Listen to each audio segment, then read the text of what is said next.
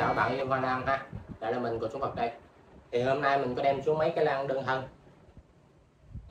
để chia sẻ kinh nghiệm, tí xíu kinh nghiệm và những cái điều cần lưu ý khi chúng ta chơi những cái dòng lan đơn thân này ha.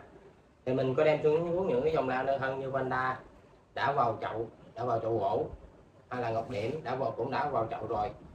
Thì rễ thì lúc nãy mình có đưa sơ cho các bạn xem rồi đó, rễ lan ra rất là khỏe mạnh. Cây Ngọc Điểm này là cây Ngọc Điểm con nha các bạn, là mấy bạn trồng ghép trên gỗ như thế này.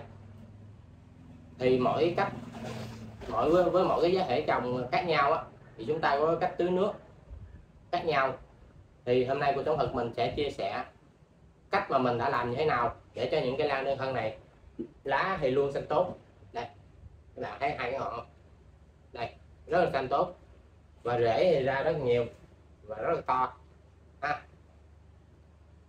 Nếu bạn để những cái dòng lan đơn thân của chúng ta nó được luôn được xanh tốt và rễ ra thật là nhiều rễ non, mấy bạn thấy lú ra rất nhiều đúng không, và rất là to ha. Thì mình có những cái nguyên tắc cơ bản, nguyên tắc chung thôi. Cho dù mấy bạn trồng trong những cái chậu đã vào giá thể hoặc là mấy bạn ghép vào gỗ, thì trước tiên mình sẽ nói những cái điểm lưu ý chung trước ha, cho hai cái loại giá thể khác nhau.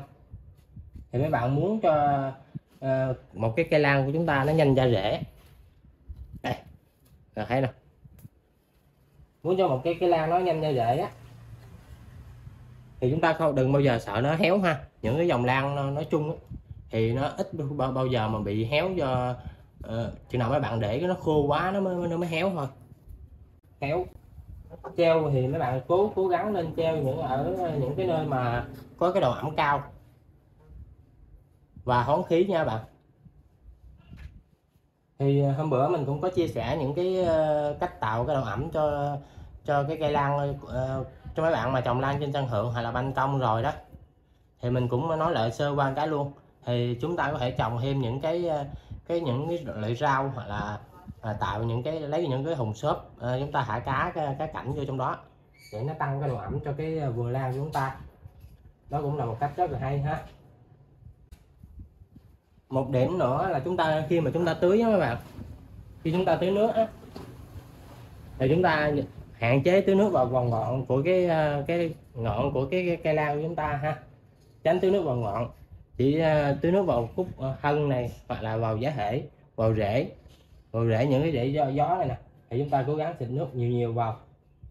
Và thêm một cái nguyên tắc rất là quan trọng mà mấy bạn trồng lan trên sân thượng, hoặc là nói chung là trồng lan treo trên chậu á, thì ưa gặp phải, đó là chúng ta phải cố định cái cây lan của chúng ta thật là chắc chắn, không có để cho nó lung lay cái gốc, là cái nhất ha.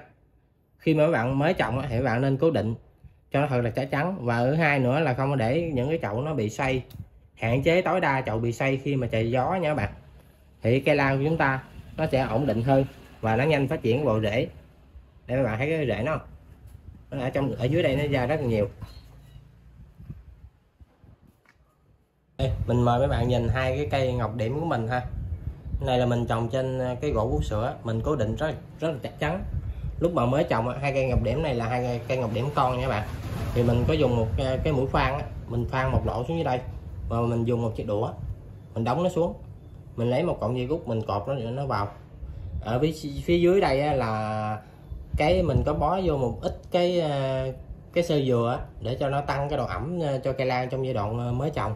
Thì hôm mình trồng tới nay, tính ra cái cây này là mình trồng được đâu đó khoảng 4 tháng mấy các bạn. Các bạn thấy cái bộ rễ nó không, và cái ngọn của nó rất là tốt ha.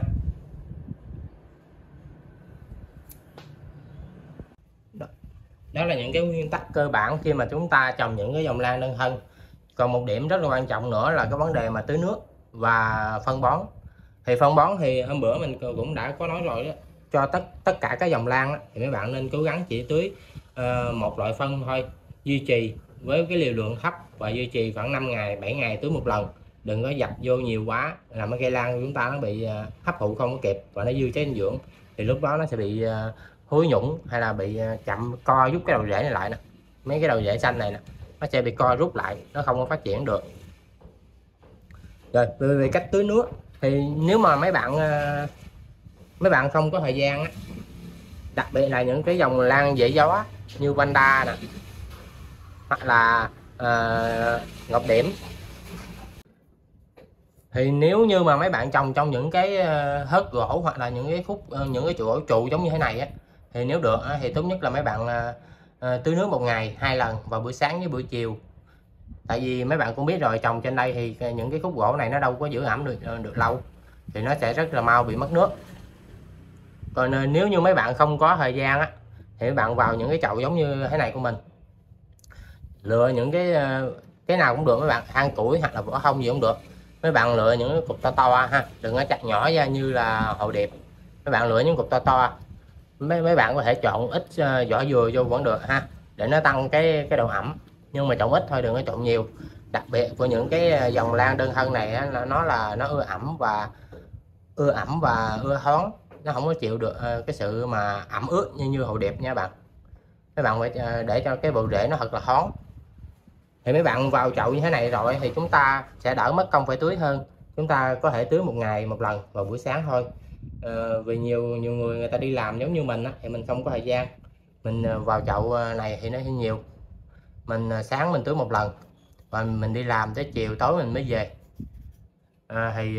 Sáng hôm sau mình tưới tiếp. Đó là cái vấn đề lưu ý cho cái giá thể là trụ gỗ hoặc là hớt gỗ, thì tưới một lần. Còn vào giá thể thì chúng ta sẽ giảm được cái công tưới cho mấy bạn mà đi làm thường xuyên, không có thời gian ha. Thì tóm lại cái vấn đề trong cái video này mình muốn chia sẻ là cũng rất đơn giản mấy bạn. Mấy bạn trồng những dòng lan đơn thân thì mấy bạn nên cố định hoặc là chắc chắn, là cái điều quan trọng thứ nhất. Cái thứ hai là tưới nước để tăng cái độ ẩm cho nó. Tưới nước thì tốt nhất mấy bạn trồng thì tưới ngày 2 lần. Còn mấy bạn trồng trên sân thượng thì tìm nhiều cái biện pháp để mà tăng cái độ ẩm cho cái vườn lan của chúng ta. Thì có rất là nhiều, tùy vào điều kiện của mỗi gia đình thì chúng ta có thể áp dụng nhiều cái phương pháp để tăng cái độ ẩm khác nhau, không ai giống ai được hết ha. Nó chỉ có những cái nguyên tắc cơ bản thôi. Thực sự ra trồng lan thì rất đơn giản. Mấy bạn chỉ cần chịu khó tìm hiểu và học hỏi chút xíu của những anh em có kinh nghiệm, những cái để mà thì chúng ta sẽ chăm sóc được những cái cây lan của chúng ta thật là chăm tốt. Mấy bạn trồng lan thì mấy bạn lúc nào cũng có muốn nó muốn nhanh, muốn ra hoa đúng không, và ra hoa to và đẹp. Thì để cho một cái cây lan nó được ra hoa to và đẹp thì trước tiên thì mấy bạn phải chăm sóc nó phải thật là tốt, và thật là bộ rễ phát triển thật là mạnh. Thì lúc đó cái hoa của chúng ta nó mới phát triển mạnh được, nó mới ra hoa to và cành hoa dài được. Rồi, cuộc sống vật mình xin kết thúc video đây nha các bạn. Nếu các bạn thấy hay thì cho mình xin một like ha, một đăng ký kênh để ủng hộ tinh thần cho mình. Còn mấy bạn mà có kinh nghiệm chơi lan lâu năm á, thì có cái ý kiến nào mà hay hơn á, thì comment phía bên dưới video nha các bạn, để cho mình cũng như mấy anh em chơi lan khác có thêm chút kinh nghiệm. Rồi, chào tạm biệt mấy bạn ha. Chúc mấy bạn có những chậu lan thật là đẹp và luôn xanh tốt.